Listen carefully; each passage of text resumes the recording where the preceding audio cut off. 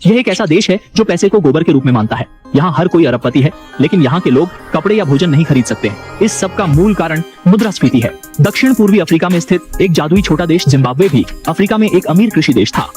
यद्यपि इस देश का सबसे प्रख्यात लक्षण उनकी राष्ट्रीय करेंसी है।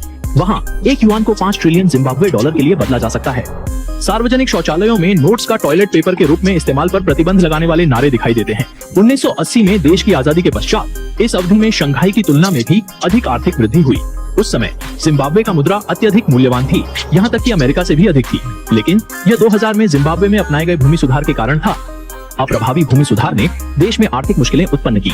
जिम्बाब्वे में जब अर्थव्यवस्था ठप हो गई, खजाने में जल्दी ही धनराशि समाप्त हो गई और उस दौरान सरकार ने पैसे छापने का योजना बनाई, जो उसे बहुत बुद्धिमान लगा। घर पर झूठ बोलते हुए आप जल्दी से बड़ी मात्रा में धन का निवेश कर सकते हैं और सिविल सेवकों को वेतन देने और अस्पतालों और स्कूलों को धन आवंटित करने के लिए धन का उपयोग कर सकते हैं। इसलिए जिम्बाब्वे में नोट छपाई की मशीनें लगातार 24 घंटे चलने लगी। 2004 तक मुद्रास्फीति की दर 634% तक पहुंच गई।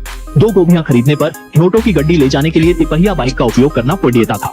इस ढाकों पर कुछ ने तो स्थानीय नोट बेचना आरंभ कर दिया। 2008 तक इस वर्ष जिम्बाब्वे ने दुनिया के सुपर बड़े मूल्य वर्ग मुद्राओं के लिए एक नया रिकॉर्ड तोड़ दिया, जिसमें 100 मिलियन युआन का विशाल बैंक नोट पैदा हुआ। केवल 8 दिन बाद 500 मिलियन युआन का बैंक नोट पैदा हुआ। एक सप्ताह बाद देश ने एक और अजेय 10 बिलियन बैंक नोट पेश किए। शहर में एक बार बस लेने के लिए 3 ट्रिलियन खर्च होते हैं और चिकन खरीदने के लिए 100 ट्रिलियन खर्च होते हैं। यहाँ तक कि चीन का स्वर्ग और तियान्डी बैंक भी शर्मिंदा है।